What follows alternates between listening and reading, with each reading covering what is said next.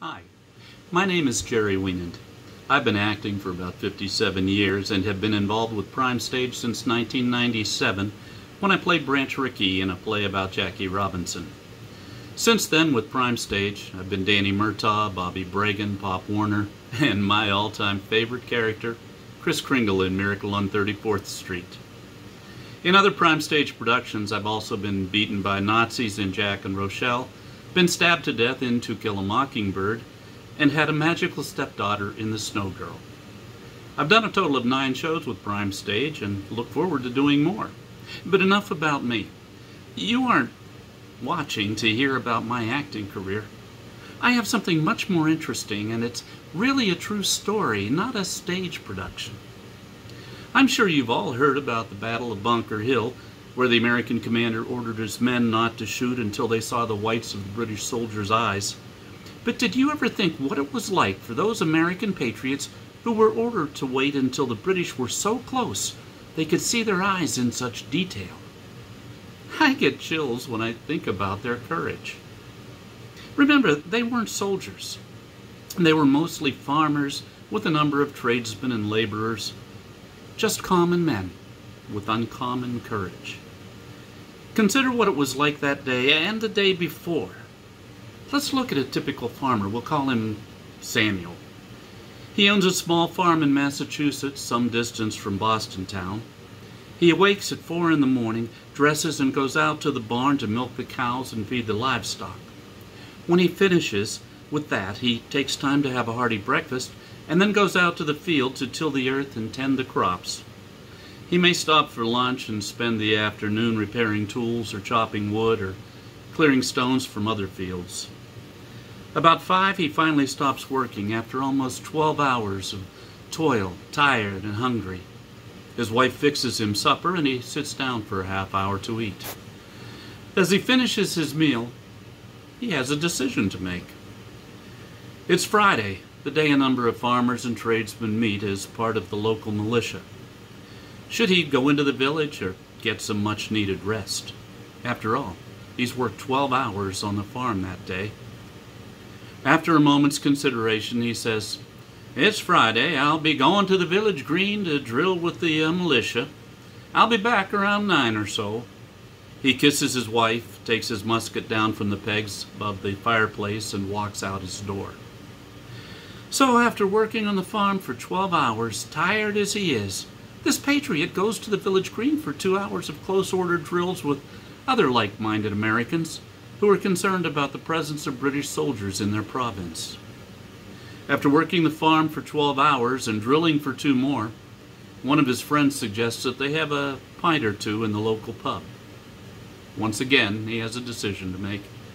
Should he walk back home or stop in the tavern for a pint of ale? "I'll stop in for 1 pint and then it's back home and to bed. I'm bone tired." As a few of the men enter the tavern and others begin to say farewells, a rider gallops up to them. In an exciting voice he shouts, "The British are marching on Boston. We need all the men we can get to stop them. We're planning on making a stand at Bunker Hill." Then he gallops away. Samuel looks at his friend. He's tired and wants to go home. But he has a decision to make. Does he go back to the farm or does he march to Bunker Hill to help repel the British?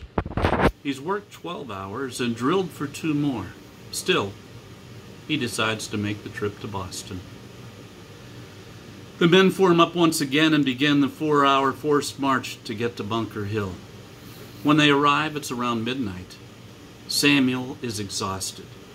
He's worked the farm for 12 hours, drilled for 2 more, and marched at a brisk pace for 4 more. He drops to the ground to rest as an officer approaches. "Let's go, men. We need to build ramparts. Grab a shovel and follow me." Samuel thinks to himself, "I don't know if I can go any farther." Another decision must be made. Does he turn around and head home or follow the officer and dig trenches and ramparts? After a moment's hesitation, he gets to his feet, follows the officer, and begins digging. Around 4:30 or 5 in the morning, After 12 hours working on the farm, 2 hours drilling on the village green, 4 hours of forced marching, and another 4 or more digging trenches and putting up ramparts, Samuel puts down his shovel and sits, resting his aching back against the damp soil of the rampart. He closes his eyes to rest, and dawn begins to break on the horizon. No sooner does he close his eyes than there's a shout from farther down the line. "There they be! They're coming now!"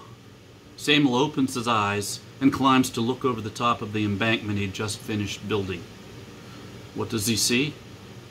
He sees the first rays of sun glinting off the bayonets attached to the rifles in the hands of the soldiers in the most formidable army in the world. Imagine the terror that sight evokes. Imagine what thoughts must be going through the minds of the men on Samuel's side of the rampart. Imagine the fear and trepidation. Here they were, a handful of regular men, some of whom, like Samuel, had prepared to take on the finest fighting force in the world by marching back and forth on the village green a few times. As Samuel looked out and watched the British moving toward him, as he heard the fifes and drums that beat out the cadence to which they marched, he knew he had a decision to make. He could get up, turn around, and head home, and no one would think the less of him. He could go home and milk the cows and tend the fields, or after working 12 hours on the farm and drilling for 2 hours on the village green and forced marching 4 hours to Bunker Hill and digging trenches for 4 more, he could stay and fight the soldiers that made up the best trained, best equipped army in the entire world. Put yourself in his place. What would you have done? Would you have stayed, or would you have shouldered your musket and headed back to your family and your farm? Thankfully for us, Samuel and many other brave men stayed and fought.